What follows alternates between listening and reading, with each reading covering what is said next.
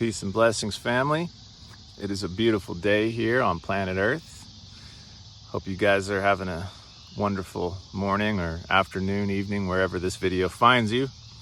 I just wanted to talk about a few things that I've noticed that I think are pretty interesting and offer a perspective on life that I think is useful. So nowadays, we're all very well acquainted with video games. I think everybody that is watching this channel has played a video game at some point in their lives. And video games are interesting. Especially games like Grand Theft Auto, for example. Games where you have this entire simulated world and you've got a player that you're in control of, and then you've got all of these non-player control NPCs, right? And they're just programmed to do a certain thing, and that's that. And so obviously, you know, we're all acquainted, I think, with this analogy of certain people in the real world acting a lot like NPCs, acting according to their programming and really not much else. It's almost like they don't have free will, like you do as the one with the controller in your hand. So what interests me about this is some of the language that we use nowadays too, and some of the fact that Zuckerberg, who owns Facebook, and which is now basically also Instagram, it's the same thing, it's both, and he renamed it Meta. And then he's creating this virtual world that he calls the metaverse. It's very interesting. See, what you've got there is a simulation within a simulation. So the simulation theory of reality, right? This is something that some of the smartest people in the world, you know, whether they consider this to be a simulation or not, they can't debunk the theory, right? It's one of those things that you can't really get around, right? Nobody's proven that it is, but you can't prove that it isn't, all right? So, is this a simulation? Well, I'm not going to sit here and say yes or no, but I will say that it is a lot like one. It is a lot like one. All right. And we know this. There are a lot of scientific discoveries that point in that direction very strongly. The very nature of the brain and how the brain is involved in constructing reality is one of the biggest indicators that this is something like a simulation.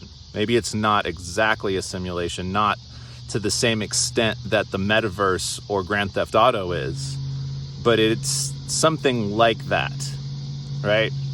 Because the brain can be altered, right? So there are neurons firing, there are different connections, there are different parts of the brain responsible for doing different things that generate the nature of your conscious experience and the contents of your consciousness. So there's so many experiments that have been done in neuroscience where it's like if you use electrodes or use certain methodology to stimulate certain parts of the brain or cause certain parts of the brain not to function, then the person's conscious experience also changes. And this is something that we've known for a very long time also, just because of psychedelic drugs. And now that we have brain scan imagery, MRIs and stuff like this, they can actually watch what happens to a person's brain when they're on psychedelics. And it turns out that actually this really rich experience that people have, where they're experiencing more colors and more sensation, is actually a result of certain parts of the brain not firing in the same ways, right? There are new connections being made, but there are also certain things that are being disabled. So it's as if the brain has this filtering system, and the brain is involved in constructing the reality. So the brain is a lot like the interface in the video game.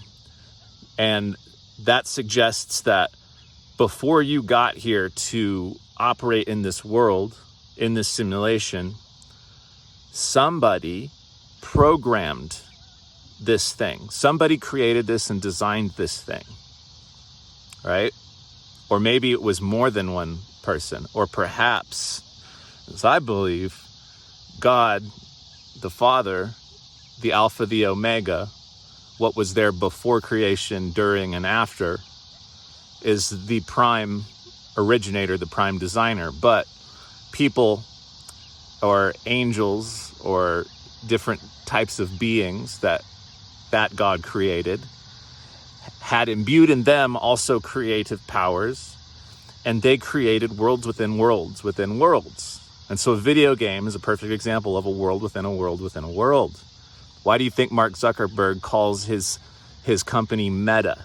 That's meta. That's the definition of meta there. It's a world within a world within a world.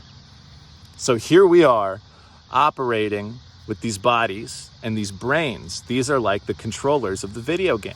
This is our interface. This is our avatar, as it were, right?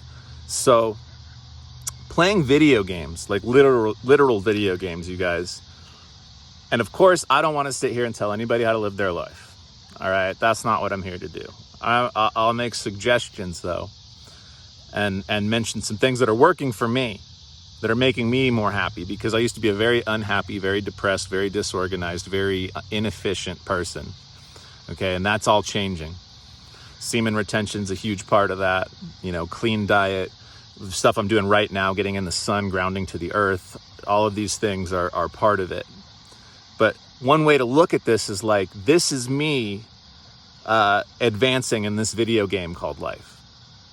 So the video games are a simulation within a simulation. So if this is like a simulation, this is like a video game, and you are like an avatar with a controller. And in the game, you can advance levels, or you can go in circles and do nothing like an NPC, right? Or you can be conscious and develop some mastery and advance in the game, right? So advancement in this game called life includes, I hate to say it, but it includes righteousness. As far as I can tell, that's really the game. That's the name of the game here, is our actions have to be righteous. They have to be in accordance with Prime Creator, with God the Father.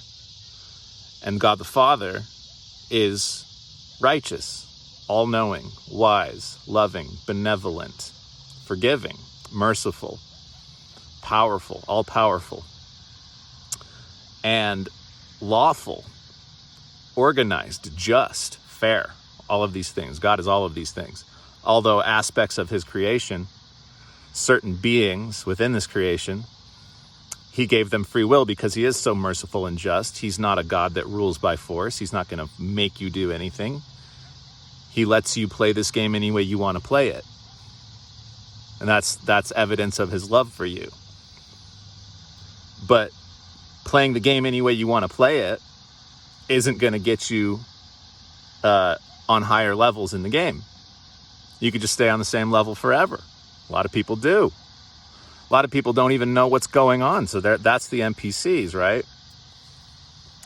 So if you're playing actual video games, the only real value of that to me is like, well, we can use that to help us understand the reality that we find ourselves in as these biological fleshly avatars. But to play those video games a lot is really a distraction. You're missing out on the real thing, right? And this game of life is fun, right? Why do you play video games? Because they're fun. Well, why do I live life the way I live it? Well, because it's fun. To be perfectly honest, it's fun. It's more fun, it turns out, to follow the rules than to disobey them. I had fun disobeying them for a little while. But what that got me was leveled down. What that got me was consequences. What that got me, my avatar got like destroyed. And somehow God was merciful enough to sort of like respawn me and keep me alive. But almost like a cat, it's like I've only got so many chances at this thing. You know, if I mess up enough times, that's it, game over, right? And I think this goes for everybody. So this is why it's very important for me to share this information with you guys, because I don't want to see you guys get got, all right? I want to see you guys leveling up, all right? And as you level up, you notice there's less and less people on the level. And more people seem like they're on some different degree of like NPC mode. You know, as you get more and more freedom, you witness the lack thereof in so many others. But as you gain more freedom and you become more connected with the Creator, your heart expands. And it's not a competition anymore. It's not a good thing that so many people are still lost in this matrix. It sucks. It bums you out. You want to uplift them. You can't help it, right? Because you're now in connection with God the Father. God the Father wants you to elevate. And so if you have a connection with that, you also want your fellows to elevate. And now you have an obligation to do whatever you can to help them elevate. Doesn't mean that you think you're better than them. It's not anything like that. It means that you see them as your family. You see them as you see yourself. Because we're all one under God. We're all connected. We're all brothers and sisters. We're all children in God's eyes. And when your heart is open to receive God and His Holy Spirit, it's not okay just to be complacent. It's not okay to sit there and play video games. You need to be in the world making a difference. You've come to the realization that you're not of the world, yet you're still in the world and you have this avatar and you get to play this game. So part of it is that you need to kind of score as many spiritual points as you can through righteous action, through abstinence from sin, which includes fornication. I'm sorry, I know that's bad news for a lot of people, but it's good news to me because my life without fornication is so much better than it ever was with it. Yeah, I had a great time for a while, like I said, but ultimately it hurt me. Where I'm at now is by far better. You know, no contest, no question. That's why for me, this isn't that hard. Yeah, it comes with spiritual attacks. Yeah, there's temptations. Yeah, occasionally, sometimes, the female attraction aspect of this thing gets me to sort of consider certain things, but it really doesn't have much power anymore because I'm so content where I'm at. So I'm on a very, very long streak of retention and I have no end goal in sight. I'm not trying to make it any particular length of time. This is just my life now. It's preferable to the old life, so I'm sticking with it. And I'm receiving the blessings that come with righteous action. And I'm starting to not receive the curses that come with unrighteous action. Unrighteous action is generally rewarded on the short term, but you receive some punishment in the long term. Righteous action is often very much the opposite of that, where it's like it might feel like a punishment in the short term, but then the rewards come. And the more you get in that habit, the easier it gets. And it becomes almost like common sense. Like, why would you do anything else? And of course, you're going to fall short. Like video games, that as you level up, they get harder, right? But you don't level up without getting better at the game. So the game gets harder as you get better, which keeps it interesting. It keeps it fun. It keeps it worth playing, right? And this, to me, is like the cure to depression, actually. Something I wish, I would have figured this out sooner, but hey, better late than never. So, all right, you guys, before I ramble on too long, let's save more of this for another video. I hope you guys are sticking to it, staying strong, becoming better each and every day. Be easy on yourself. None of us are perfect. I have all kinds of flaws. I got like shit on my lips right now because I had a protein shake earlier. There's certain things about my face I don't like. Certain things about my personality I still want to change. It's an ongoing process, so be easy on yourself, right? Like my voice just cracked, whatever, right? You know what I'm saying? Like don't get hung up on that shit. You're beautiful. Notice your own beauty. Notice the beauty in the world. Notice the beauty in other people. That's really going to help. Okay. Peace.